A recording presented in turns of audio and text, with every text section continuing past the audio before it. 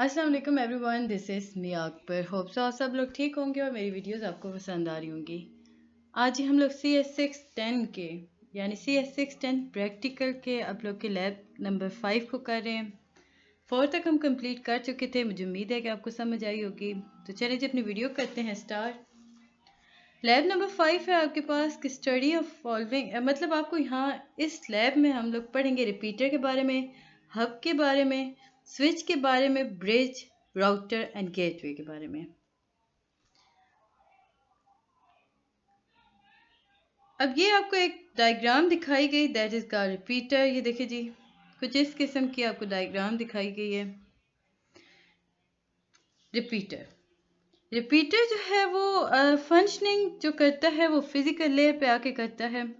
Repeater जो basically है ये इलेक्ट्रॉनिक डिवाइस है जो कि रिसीव करती है सिग्नल्स को, रीट्रांसमिट करती है एट हायर लेवल और हायर पावर पर।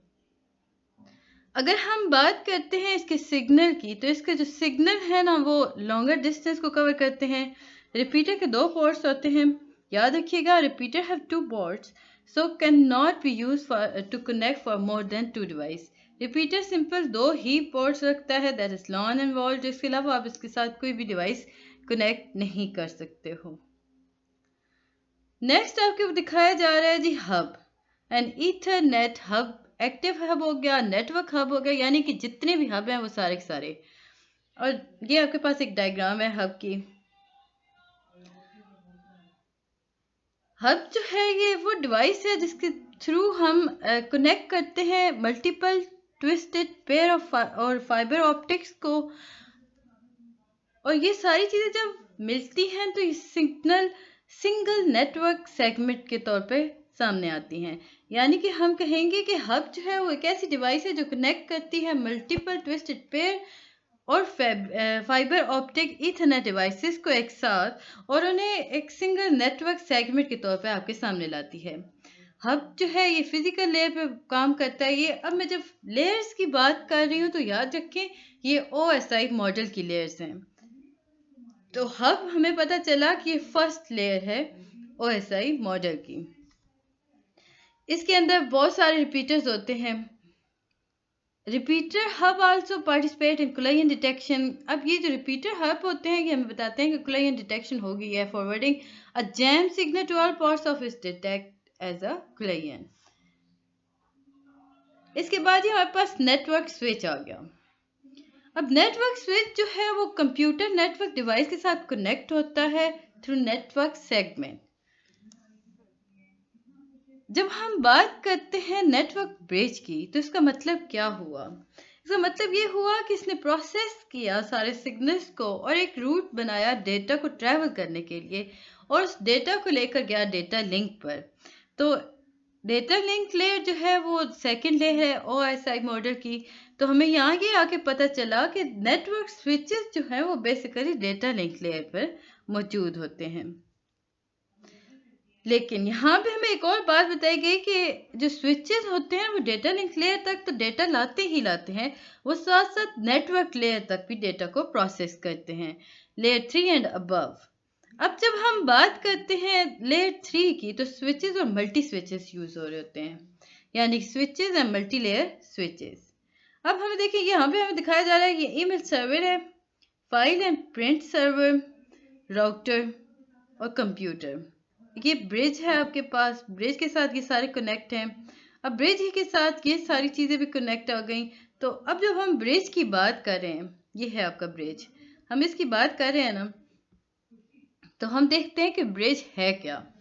एक नेटवर्क ब्रिज जो होता है वो कनेक्ट करता है मल्टीपल नेटवर्क सेगमेंट को, और ये किस लेयर पे काम कर होता है? सेकेंड लेयर, यानी कि डेटा लिंक लेयर पर। अगर हम ईथरनेट नेटवर्क की बात करते हैं तो जो टर्म ब्रिज है इसका मतलब हुआ कि एक ऐसी डिवाइस जो कि बिहेव करती है according to IEEE 802.1D standard. अब ये हमारे पास स्टैंडर्ड्स हैं जिन्होंने 6th 110 का थ्योरी सब्जेक्ट भी पढ़ रखा है, उन्हें पता होगा कि IEEE 802.1D सेगमेंट्स का मतलब क्या, स्टैंडर्ड्स क्या हैं और ये किस तरह सेट हुए थे। अब जब हम बात करते हैं एक ब्रिज और स्विच की तो हमें पता चलता है जो ब्रिज और स्विच है वो एक जैसे ही होते हैं। यानी कि इनका काम एक जैसा होता है। स्विच जो होता है वो ब्रिज के पास न्यूमरस, अब अगर हम स्विच जब वो ब्रिज की तरह काम कर रहा है तो उसके पास न्यूमरस पोर्ट्स भी होंगे। स्विच जो है वो लेयर 2 के अंदर भी मौजूद होता है। ब्रिज भी इसी तरह काम करता है। ब्रिज जो है वो एनालाइज करता है इनकमिंग डेटा पैकेट्स को और डिटरमिन करता है कि क्या वो इस काबिल है कि वो उन पैकेट्स को आगे फर्दर मूव कर सकता है या सेंड कर सकता है। नेक्स्ट डायग्राम आपके पास आती है राउटर की। राउटर कुछ इस तरह का दिखता है जी। राउटर जो है वो इलेक्ट्रॉनिक डिवाइस है जो कि इंटरकनेक्ट करती है दो या दो से ज़्यादा कंप्यूटर नेटवर्क को एक साथ। अगर हम सिलेक्टिवली बात करते हैं तो ये इंटरचेंज करती है packet of data among them, और हर डेटा पैकेट जो होता है वो कंटेन करता है एड्रेस इंफॉर्मेशन को। और हर राउटर जो होता है, और ये वो एड्रेस इंफॉर्मेशन होती है जो राउटर यूज़ कर रहा होता है डिटरमिन करने के लिए कि आया सोर्स और डेस्टिनेशन सेम नेटवर्क पर मौजूद हैं या नहीं। उसके बाद ही वो ट्रांसफ़र करेगा वन नेटवर्क से दूसरे नेटवर्क की तरफ। अगर हम मल्टीपल राउटर्स को यूज़ करते हैं large collection of interconnected network के, तो राउटर एक्सचेंज इंफॉर्मेशन के बारे में अगर हम देखें ना तो हमें पता चलता है कि उसमें जो सिस्टम एड्रेस होता है उसे टारगेट किया जाता है ताकि राउटर आसानी से टेबल बिल्ड अप कर सके। ये जी आपके पास अब सेकंड लास्ट जो चीज़ आ गई दैट इज कॉल्ड गेटवे। ये देखिए जी गेटवे है। गेटवे की डायग्राम कुछ इस तरह की बनी होती है।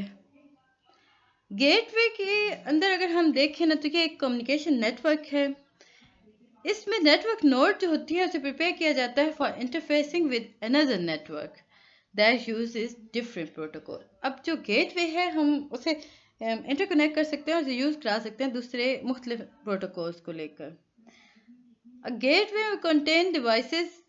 अब गेटवे में कौन कौन सी डिवाइसेस आ जाती हैं? प्रोटोकॉल ट्रांसलेटर हो गया, इम्पीडेंस डिवाइसेस हो गई, रेट कन्वर्टर हो गया, फॉल्ट आइसोलेटर हो गया, सिग्नल ट्रांसलेटर्स हो गए। अब जब हम बात करते हैं प्रोटोकॉल ट्रांसलेशन की या मैपिंग की, तो गेटवे क्या करता है? वो इंटरकनेक्ट करता है नेटवर्क को मुख्तलिफ नेटवर्क प्रोटोकॉल टेक्नोलॉजीज के साथ ताकि वो अपने मतलूबा प्रोटोकॉल कन्वर्जन कर सके। तो ये जी गेटवे के आप डायग्राम एक दफ़ा दोबारा देख लें क्योंकि आपके पास आ जाते हैं क्वेश्चंस इस तरह। ये आपके पास राउटर है दैट इज ब्रिज, ये स्विचेस हैं आपके पास, ये आपके पास हब है एंड दिस इज रिपीटर, ये आपके पास रिपीटर है। मुझे उम्मीद है कि लैब नंबर 5 आपको सही समझ आई होगी। अगर कोई चीज़ आपको नहीं समझ आती ना तो आप मुझसे पता कर लिया करें ताकि आपको मैं बता सकूं आपके पेपर से पहले। ये जी आपका सिस्को बेस्ट पैकेट ट्रेसर है और इसकी मदद से आप वर्क करोगे। हम आगे चल के इसके काम करेंगे।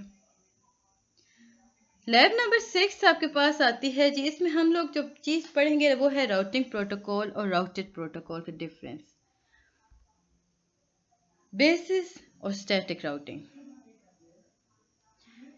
डिफरेंस की अगर हम बात करते हैं तो राउटिंग प्रोटोकॉल जो यूज़ होता है वो राउटर को डायनामिकली फाइंड करता है। हर नेटवर्क पर डायनामिकली फाइंड करने के लिए हम राउटिंग प्रोटोकॉल देखते हैं, उसे इंटरकनेक्ट करते हैं और इंश्योर करते हैं कि हर जो राउटर उसके साथ जुड़ा है उसके सेम राउटिंग टेबल होना चाहिए।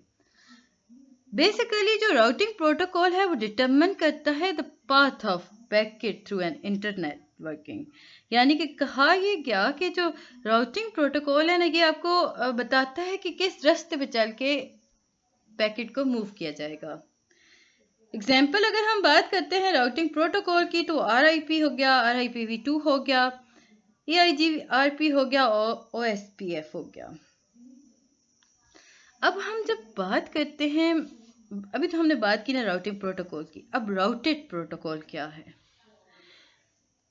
जब हर राउटर का हमें पता चल जाता है कि कौन से नेटवर्क पे कौन सा राउटर मूव कर रहा है और किसको डेटा सेंड करना है यानी पैकेट सेंड करने हैं, तो राउटेड प्रोटोकॉल का ये काम होता है, उसे असाइन कर दिया जाता है कि वो इंटरफेस करे और डिटरमिन करे द पैकेट डिलीवरी।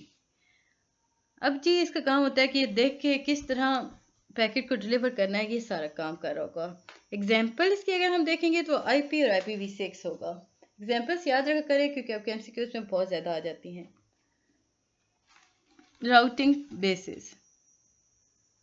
जो टर्म यूज होती है ना पैकेट को एक डिवाइस से दूसरे डिवाइस तक मुंतकिल करने की, उसे हम राउटिंग बेसिस कहते हैं। राउटर जो होते हैं वो कभी भी केयर नहीं करते कि उनका होस्ट क्या है, वो सिंपल केयर इस बात की करते हैं कि नेटवर्क क्या है और उसका बेस्ट पाथ क्या है। अगर लॉजिकल नेटवर्क एड्रेस की हम बात करें ना, तो डेस्टिनेशन होस्ट जो होता है ना वो यूज करता है लॉजिकल नेटवर्क एड्रेस को, ताकि वो पैकेट को आसानी से ट्रांसफर कर सके या रिसीव कर सके थ्रू राउटेड नेटवर्क।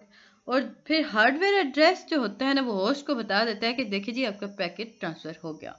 यहाँ पे हमें पता चला कि जो डेस्टिनेशन होस्ट है ना वो लॉजिकल नेटवर्क एड्रेस को यूज कर रहा है, और जो हार्डवेयर एड्रेस जो है ना वो जाके होस्ट को बता रहा है कि देखिए जी आपका पैकेट ट्रांसफर हो चुका है। दो तरीके से होते हैं जी, स्टैटिक राउटिंग और डायनेमिक राउटिंग। स्टैटिक राउटिंग क्या है? ये एक ऐसी टेक्निक है नेटवर्क की जिसके अंदर राउटिंग प्रोटोकॉल्स हो रहे होते हैं, एक मैनुअल कॉन्फ़िगरेशन हो रही होती है, सिलेक्शन ऑफ नेटवर्क राउट हो रहे होते हैं। बहुत मतलब यूँ समझ लें कि नेटवर्क एडमिनिस्ट्रेटर को मैनेज किया जा रहा होता है।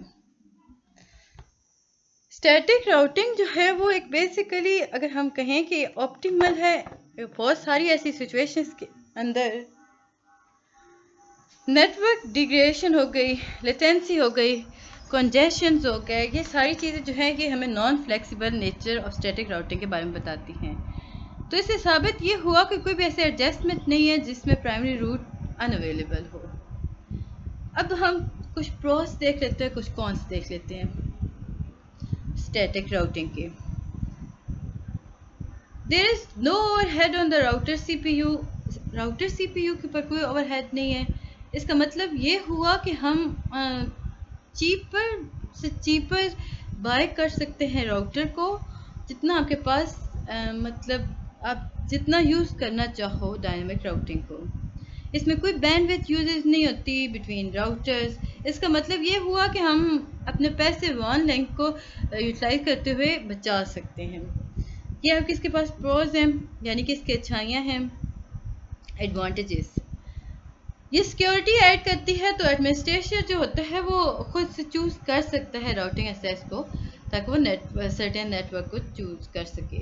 यानी कि मतलब इसे कहेंगे कि सिक्योरिटी बेसिस पे ना वो अपनी मर्जी से जो चलाने वाला है वो चूज़ कर सकता है किस नेटवर्क पे काम करना है। कौन से इसकी देख लेते हैं। जो एडमिनिस्ट्रेटर है वो must really understand the internet network and how much router is connected in order to configure rules correctly। यानी कि अब ये जो एडमिनिस्ट्रेटर है उसे पता होना चाहिए कि इंटरनेट वर्क कैसे करता है, किस तरह राउटर दूसरे के साथ कनेक्ट होकर अपनी कॉन्फ़िगरेशन कंप्लीट कर रहा है, या ठीक आया उसकी कॉन्फ़िगरेशन हुई है या नहीं। अगर नेटवर्क इसके साथ ऐड है तो जो एडमिनिस्ट्रेटर है वो किस तरह दूसरे रूट को इसके साथ यानी राउटर के साथ जोड़ सकता है बाय हैंड। ये फिजिबल तो है कि इसमें लार्ज नेटवर्क है, लेकिन ये इसे मेंटेन करना बहुत मुश्किल है। आगे बढ़ने से पहले काइंडली मेरे चैनल को लाइक और सब्सक्राइब ज़रूर कर दें। वीडियो पसंद आती है तो कमेंट भी कीजिएगा। डायनेमिक राउटिंग, बेल आइकन को भी प्रेस कर दीजिएगा ताकि आने वाली वीडियोस के नोटिफिकेशन आपको आसानी से मिल सकें। डायनेमिक राउटिंग जो है वो एक नेटवर्किंग टेक्निक है जो प्रोवाइड करती है ऑप्टिमल डेटा राउटिंग को। ये इस तरह नहीं काम करती कि जैसे कि स्टैटिक राउटिंग काम कर रही होती है। डायनेमिक राउटिंग में होता क्या है कि ये इनेबल कर देता है राउटर को ताकि वो सिलेक्ट कर सके पाथ को according to real time logical network layout changes. अगर हम डायनेमिक राउटिंग की बात करते हैं तो जो राउटिंग प्रोटोकॉल है ये ऑपरेशन परफॉर्म करता है ऑन द राउटर, और ये रिस्पॉन्सिबल होता है for the creation, maintenance, updating of the dynamic routing table. अगर हम स्टैटिक राउटिंग की बात करें तो ये सारे काम जी बेचारा एडमिनिस्ट्रेटर खुद कर रहा होता है, सिस्टम एडमिनिस्ट्रेटर। डायनेमिक राउटिंग के अंदर हम यूज़ करते हैं मुख्तलिफ एल्गोरिदम को और प्रोटोकॉल्स को। जो बहुत ज़्यादा डायनेमिक के अंदर यूज़ हो रहा होता है वो RIP होता है यानी राउटिंग इंफॉर्मेशन प्रोटोकॉल, और OSPF होता है यानी open shortest path first. Dynamic routing जो है वो इसके प्रोज अगर हम लिखेंगे तो एडवांटेजेस आपके पास क्वेश्चन आता है कि प्रोज और एडवांटेजेस सेम ही होते हैं। डायनेमिक राउटिंग जो है वो आसानी से कॉन्फ़िगर हो जाता है लार्ज नेटवर्क पर।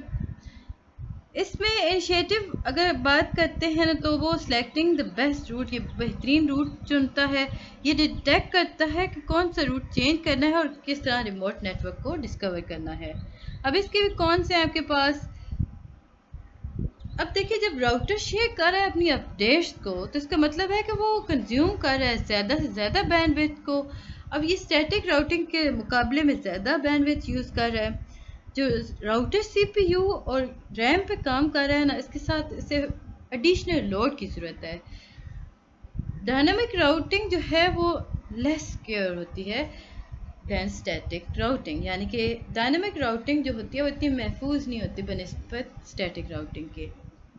तो ये था जी आपका लैब नंबर आई थिंक 6। मिलते हैं नेक्स्ट वीडियो में, तब तक के लिए अल्लाह हाफिज़।